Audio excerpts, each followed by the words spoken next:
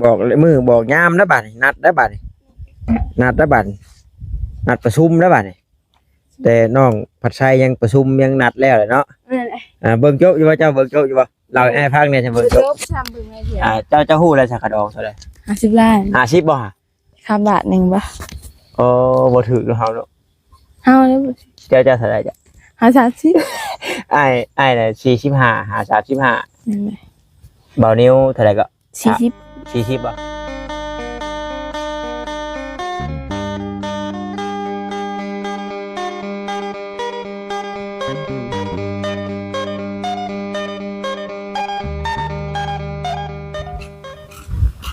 ไม่ใช่ไม่เสียงเจ้าไม่ไปดับน้ำรับจ้างวะโอ้เพียงที่ไหนเรียนสกิมินโอ้สกิมินเนี่ยเป็นแป้งเป็นแป้งท่าขมิ้นบาทพี่น้องเอ้ยน้องน้อยหน้าเปลี่ยนไปไปจัดเอาอีกแล้วเนาะขมิ้นมันลดสิวพี่น้องเนาะเวลาทำบีบสิวบีบอย่างเลยให้มันตกเก็ตไว้เนาะบางคนพี่น้องเลยก่อนอื่นกะขอกราบทักทายสบายดีกับพ่อแม่พี่น้อง FC กันเบิดสุขุสุคนเด้อพี่น้องเด้อบ่ว่าอยู่ทางฝั่งลาวฝั่งไทยหรือว่าต่างประเทศนำเนาะการยินดีต้อนรับเข้าสู่ช่องของเบาต้าบ้านเฮาคือเก่าพี่น้องเลยนี่ก็ลงมาแต่เอาเสื้อผ้าให้แม่สงกรานต์แม่สงกาพี่น้องเนาะแม่สงกาเพิ่นแล้วก็ลงมาหาน้องน้อยก่อนสั่นยังค่ำเนาะขึ้นไปแต่เว้นแน่มื้อนี้แต่นี่ยังอยากค่ำเต้อเว้ย3 โมง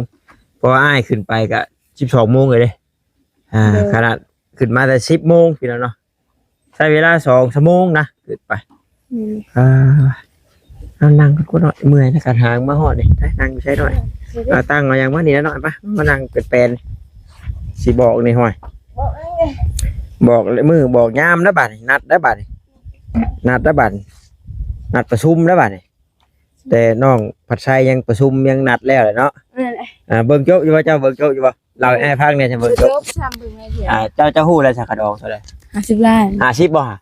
คำบาทหนึ่งบ่บ่ถูกเฮาเนาะเฮาแล้วเจ้าเท่าไหร่จ้ะ30อ้ายน่ะ45หา35นั่นแหละเบานิ้วเท่าไหร่ก็40บ่แล้วว่า50 45บ่นิ้วหน่อยกว่าอ้าย40หรือ35คนละบ่เนาะอ้ายนั่น45แล้วก็ลดได้อยู่35อ้ายว่าสุดท้าย50เนาะ50ก็เพิ่นเอาบ่เพิ่นดอกนี่แหละตอนนั้นจะว่า70 บาทต่อลงอีกบาทแพงพุ่นเนาะเกือบ100เนาะเฮ้ย70เนาะจะต่อปานนั้นว่าเขาดอกตัวแพงแม่นเลยเอา70 ล้านมันแสนกว่าบาทเลยแสนบาทมันก็แสนบาทมันก็6ที่8 ล้านแสนบาทก็บ่แพงมาได้เดี๋ยวผู้บ่าวไทยนาซอยเนาะบ่เถียงเลยจะไปต้องเห็นแม่นบ่แม่นเมื่อยพี่น้องเนาะเพื่อสิมาฮอดหน้าเวียกหน้างานแต่ละมื้อนี่มื้อก็คนละครึ่งเลยพี่น้องเนาะคนละครึ่งคนละครึ่งเลยเละคักนี่เฮ็ดได้หน่อยมันสิกลับมาไปเพิ่นแลมาดิเนาะแลมาเข้ามาโอ้เนาะเบิ่งพี่น้องเอ้ยบู้ยฝนโครงการขับรถบ่ใส่ถุงมือเนาะชื่ออ้ายนี่กว่าชื่ออ้ายนี่เฮามีศพมือตัวเก่าหรือไม่ยังไม่ใส่เลยยังบ่ใส่บ่2,000บ่ได้อยู่บ่ให้ชื่อได้เนาะสิเป็นหยังให้ชื่อได้แม่นแหละฝากมาให้เนาะย่านเอื้อยเพิ่นคล้องถ่าเบิ่งพี่น้องเนาะคือมื้อนี้น่ะที่แรกอ้ายว่าสิซื้อหมูกระทะมาสู่กินเนาะแต่พอดีว่าน้องผัดไทยก็บ่ได้ขึ้นมาเบานิ้วก็บ่สบายเบายาวก็ยังบ่ได้ขึ้นมาสินะสิกินได้ที่ห้องก็บ่คือเนาะก็เลยมื้อใดหมู่มานำกันหลายคนก่อนว่าซั่นก็เลยอ้ายว่าถ้าว่าได้ขึ้นมากูคนมื้ออื่นนี่บ่ส่งยังสิได้ขึ้นมาดอกมื้ออื่นยังอีหลียังบ่แล้วเวียกเนาะแม่นเลยไวสุดซะพี่น้องไวสุดประมาณวันพุธเนาะประมาณวันพุธเด้อถ้าบ่มีหยังผิดพลาดเดี๋ยวสิได้ขึ้นมามีแต่แมลงนี่เตานี่ คือว่ามากินต้องกินอยู่เดินพุ่นเนาะยันหมู่ขี้คร้านเข้าบ้านเนาะแต่ว่ามีแต่รถจักรนั่นได้อยู่ เดินไปเล่นเต่าติวนี่ เต่าอยู่พี่เนาะเบิ่งก่อนจะพาว่ามัน หมอแม่ถวยบวงอยู่ตรงนี้ พูดยากเนาะ นั่นแหละ มีรถจักรอยู่เผาก็ขี่กันมาได้แล้วบอกว่าพี่น้องเนาะเพราะว่าบอต้าเซตถามเลยบ่ใช่ก็ยังยากอยู่ฉันยังบ่ได้ขึ้นมา เดิน น้องนิ้วก็โอ้ยเฮาบ่ไหวแล้วเอ้ยเฮาบ่สบายเว้ยเย้ยว่าเอาซะเจ็บคอซะแล้ว บ่เมื่อวานนี่ยังอันปัวน้องน้อยอยู่น้องน้อยบ่สิโดนไปปัวแบบเนาะลงบ่เนาะ อ๋อ ฮะ ไก่พูด ไก่ฉันไก่มันยังไปบ่ได้ไปสิเป็นเนาะ แม่ไปอยู่ ไปบ่ได้เป็นไผสิโนเลยจักดิเป็นยังไงเนาะ พอดีว่าเอื้อยเพิ่นฝากเงินมาให้ชื่อชิ้นย่างพี่น้องเนาะสู่น้องน้อยกินแต่ว่าทานน้องน้อยชิ้นย่างก็คือหมูกระทะนี่บ่จักแหละยันว่าจังเพิ่นเอิ้นชิ้นย่างบ่รู้ว่าได้ ชิ้นดาดก็คือหมูกระทะอยู่ไทยจ้ะ ก็เลย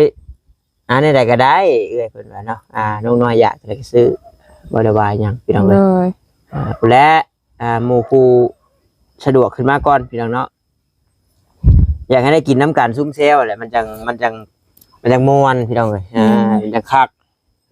เลย อิ่มบ่อิ่มก็กินน้ำกันนี่แล้วแต่ตอนนั้นก็ยังเหลือน้อยๆเนาะ เลย พวกลูกชิ้นกับฮอนดอกลูกชิ้นเลยเนาะเหลือเนาะ เลย เรือแต่ถุงว่าแต่ ถุงนึง ถุงนึงเนาะ เลยกับผักกับ ผักออกหลายเด้อพี่น้องเอ้ยเจ็บหัวเมื่อเฮือนแต่ละมื้อพี่น้องเมื่อยปวดกระต้นกระโตโอ้ยเอาว่ะสิเอาอันว่าเต็นท์มากางนอนอยู่พี่บ่ เฮาลูกแข่งจักชื่อยังบ่ ขออนุญาตเด้อพี่น้องเด้อน้องผัดชะน้องนิ้วจ้ะ ซากจะเขียวปื้อ เขียวปื้อเนาะ อ่ะ ดำคลืออยู่เจ็บแฮงบ่ จะเจ็บเลย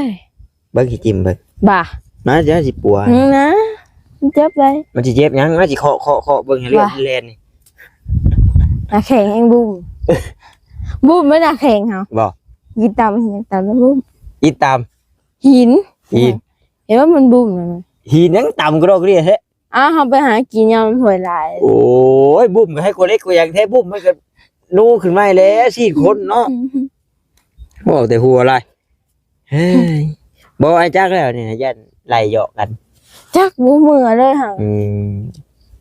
แล้วก็ แล้วก็เห็น FC เพิ่นเม่นอยู่ตอนเจ้าเจ็บท้องเจ็บเอิกนะลูกเก่าน้องน้อยกำลังจะกำลืมว่าซั่นอย่าพึ่งให้น้องทำงานหนักว่าซั่นเนาะเข้าไปอ่านเบิ่ง แต่ว่ามันเจ็บคนละแบบพี่น้องเนาะแต่ว่าก็บ่เป็นหยังพี่น้องเนาะดีละเพิ่นบ่ฟ้าวเฮ็ดก็บ่ฟ้าวเฮ็ด โดย ดีละมันเจ็บเสียเงินเสียค่ำอีกเนาะ แห่งบ่มีช่วย เฮ้ยบ่มีเท่าไหร่แฮงซับเพิ่นว่า นั่นแหละ หน้าว่าหมดฝนตกใส่เนาะตายตื้มเขา เอาไป โอ้ยเน่าตื้มซะโอ้ยมีแต่นั่นแหละพี่น้องเนาะยันว่าเอื้อยเพิ่นว่าโอ้ใช่ฝากเงินให้เบาต้าแล้วคือบ่เห็นว่าจังได๋สินะ โดย คือให้พร้อมก่อนพี่น้องเนาะแต่เป้าหมายหลักๆกันนี่แหละเพิ่นก็อยากให้น้องน้อยได้อยู่ได้กินแต่ว่าก็ซุ่มแซวกันทีมงานนํเนาะพี่น้อง โดย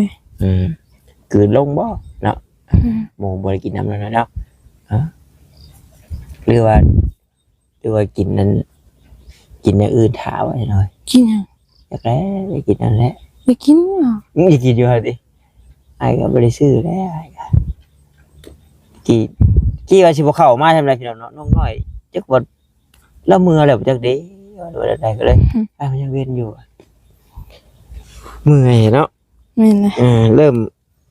แบบเฮาไปคู่มือนะพี่น้องมันบ่ได้มีมือพักผ่อนแล้วก็แบบเจ็บกระตนกระโตอยู่พี่น้องเนาะหงุดหงิดอยู่เด้ คิดว่าอยากให้นะแล้วเล็ด เรียกอีกงานมีชมมาข้อบ่เนาะ ขอยังบ่ชุบ เอ้าบ่ชุกก็ยันว่าแบบมันหุบกดหุบหยังแหละหุบบ่ ยั ยัง งบ่โอ้ สักหน่อย อยู่ทางบ้านน้องอันนั้นน่ะน้องกวนตานะเพิ่นว่ามาคอแลนเพิ่นน่ะ มาขอเล่น หมักคอเลนคือหมักแง้วนี่นะมีอยู่คนว่าคืออยากใช่ไหมนะคือว่ามันบัดอยู่ดงอยู่ป่า แม่นเลยอยู่ในผู้เนาะมีผู้บ่ มีนะเนาะนั่นล่ะมีแหละก็บ้านเฮาไปเด้ อืม มีบ้านนะมันก็พุ่นแล้วขึ้นไปทั้งด่านมุนด่านมินพุ่นแล้วยังมีผู้ ด่านมน ด่านมุนยัง ไปได้ ส ด่า อน ง ม ห้อง น พุ่นทั้ง2 ห้องพุ่นแล้วเจ้าบ่จักดอกพอมันต่อกันกับบ้านกุดซุง2 ห้องแถวนั้นมันใกล้กันบ้านช่องผู้ขึ้นไปผู้บ้านโพนบ่บ้านซัก เจ้าให้มาเลี้ยง มันเลี้ยงบ่มันเลี้ยงมันล่างไปหลายบ้านอยู่พี่น้องเนาะถ้าว่าสิเข้าไปหาถ่ายคลิปนั่นหรือยังหลายหมู่บ้านอยู่บ่ได้เข้าไปแต่ว่ามันเลิก แม่นเลย มันเลิกต้องไปหลายคนแน่แล้วก็รถใหญ่แน่ใครนี่รถจักรเมื่อย เผื่อสิมาอีกเนาะ บ่น้องน้อยไปเมื่อนั้นจนเหงา เฮาไปวันนั้นยอมทำว่าเฮาเมื่อยอยู่บ่ หลาบเลยบ่ฮะ ถาดด้วยไก่ยอม ไปอีกไปมาขึ้นรถ ยอมไกลทางกับมันลงงดละเงียดแล้วเลยค่ะ 15ลักเลยจะไกลจะใกล้เลย แม่นเลย จากตลาดนากุจานได้ คันวันนี้ก็ฝนตกวันนี้ก็เข้าได้อีกยากอีก บัดนี้แต่บ้านเจ้าขึ้นไปหานากุจานได้บัดอ้ายว่ามีได้เกือบจาก20ไปหรือว่า10แก่ แม่นเลย 16 17บ่เรือเลยอ้ายว่าบัดนี้มันก็มันก็20กว่าลักเลย20กว่าลักเกือบ30ลักเลยไปเด็บอยู่แต่ว่ามันหนทางนะค่อนข้างที่ว่ายังไปได้สะดวกอยู่ แม่น พังเบิงผลตุลิ้นแต่ว่าปีที่9นั้นบ่าวต้าไปแก้มักแตงปีนั้นต้นช่วงผลป๊าดทุกทางนะ แม่นเลย เนี่ย ทำเนี่ย โหดแห้งกันเลยโอ้บอลลี่ก็บ่ได้ขึ้นมาแม่นบ่ บอก เพราะว่าได้ยินอ้ายแล้วว่าสองจิตสองใจอยู่น้องเอ้ยว่าอยากไปแน่แล้วก็จะขึ้นเหนือแน่ว่าซั่น บอก อยากไปเชฟโปนแน่แล้วว่าอยากมาลุยงานทั้งนี้แน่ฟังเบิ่งแล้วว่ารถโอ้ยเนาะนี่แหละพี่น้องเอ้ยมาเฮือนน้องน้อยก็มันบ่มีงานแหละงานบ่ งานบ่เดิน งานบ่เดินแหละ งานบ่มี งานบ่มีแล้วยังว่าอยู่แค่นก็บ่เที่ยวแต่ว่าหยอกน้องน้อยว่าขายงัวเด้อไม่เด้อว่ะ บล็อกก็มีอยู่พี่น้องมันบ่พอหรอกทำสิกอเลยกันแล้วก็มันกอมันบ่มีวงกบวงหยัง แม่นเลย ก็พากันเว้าหยอกๆกันอยู่หรือจะมีเล็กมีวงกบน่ะก็เองก็ได้มื้อละเล็กมื้อละน้อยนะ แม่นเลย น้องน้อยก็สิได้เป็นช่างวันนี้แหละพอเป็นก็สิคุ้มไม่เป็นแล้วพี่น้องเดี๋ยว ได้อยู่ เพื่อนเจ้าของเนาะ ได้อยู่ ลูกปลาคอคือใหญ่บ่ได้น้อยๆเนาะลูกปลาคอ เขาไปสอนนะแล้ว พวกนี้ เอาเบิดเลยบ่ ฉันเขาไปสอนนะมึงนี่ เปิดแล้วอายว่า ยัง เนาะ กะสิยังบ่ร้ายดอก เอาละเอาติบ่ขี้หอยบ่ขี้เหี่ยวด้วยเนาะ ชอบ แต่แม่เรางมแค่2,000จิ ว่าดอก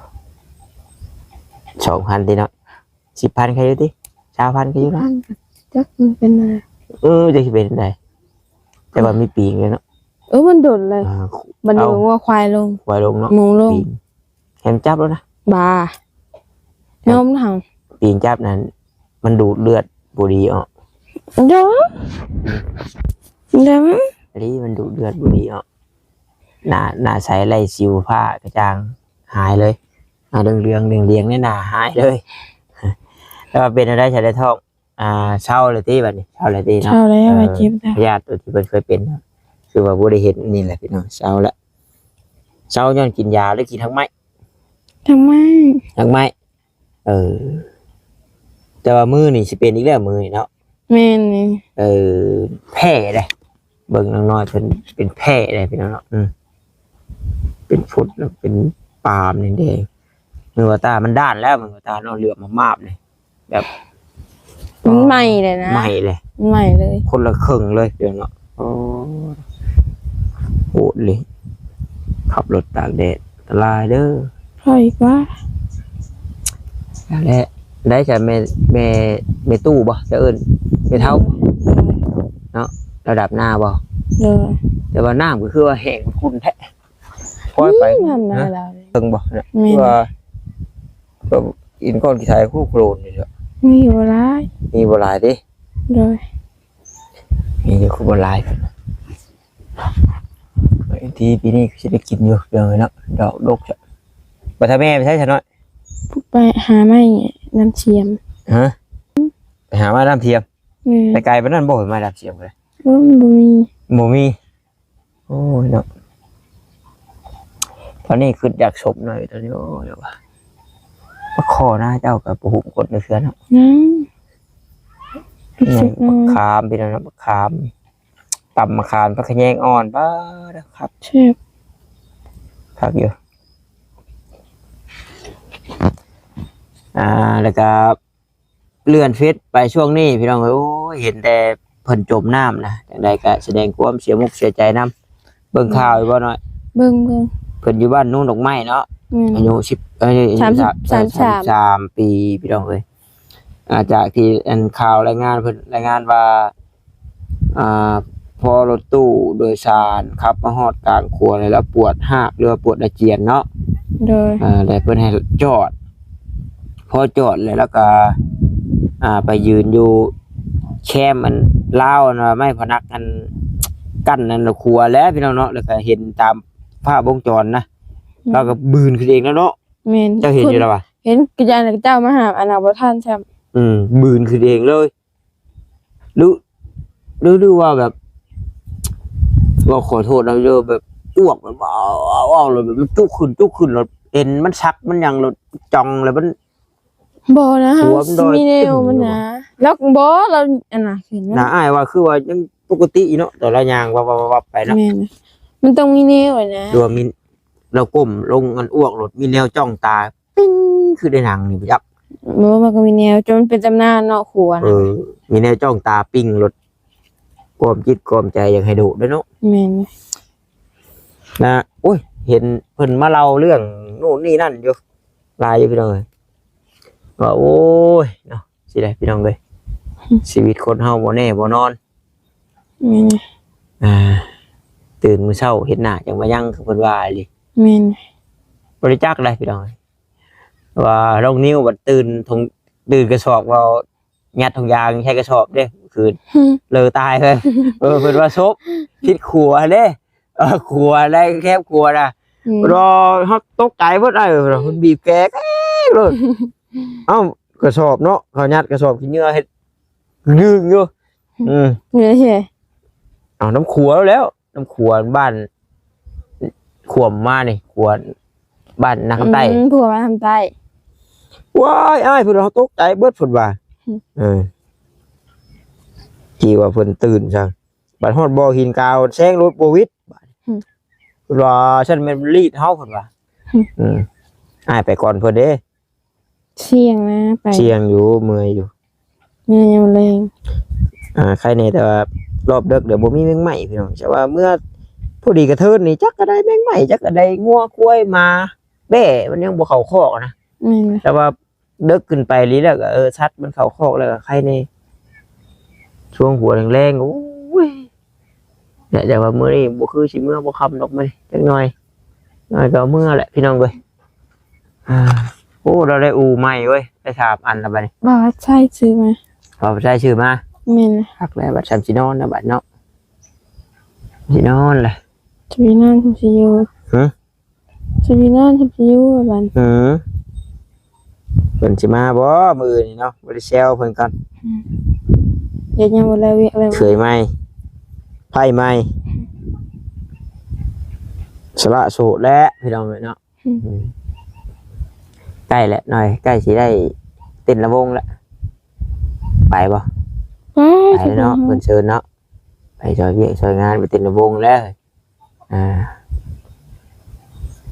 น้อยจะไปอีกบ่โดนรถมีข่าวดีโบเวมาจากว่าแล้วก็เที่ยวเจ้าอยู่บ้านนาแขกนอกโมมาเลยใช่ป่ะเจ้า มาแล้ว เรายังไม่ได้ไปที่จะรับตัวบัตรแต่ยังเห็นป่ะ จักเป็นเฮาเขาแต่มื้อหน้าเห็นละมั้ง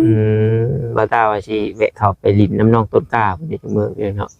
บ่มี FC ถามอยู่เลยโดนแล้วบ่ได้เห็นน้องต้นกล้าจ้ะจะกินฮอดเลยเนาะ น้องต้นกล้าให้น้องต้นกล้า ลูกสาวต้า โอ้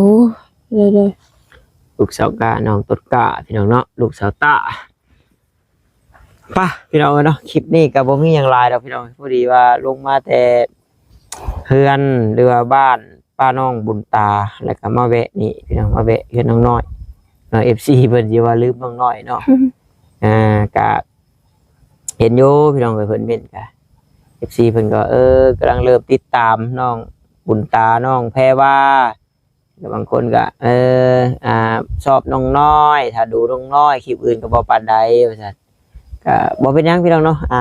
เบิ่งชมให้มักคลิปใดคลิปใดก็เบิ่งบ่ติบ่ว่าพี่น้องเนาะของกินแซ่บขึ้นกับผู้มักคือบ่ตาว่าเลยเนาะบ่ได้ว่าจังใดดอกพี่น้องเอ้ยมีแต่อย่าเบิ่งชมให้บ่หลายกันหน่อยก็ยังดีพี่น้องเนาะเบิ่งโฆษณาให้นำแน่พร้อมน้อยๆเนาะบ่มีค่าน้ำมันมาหาน้องน้อย เลย มันก็ขี่รถจักรใครแน่มือละแส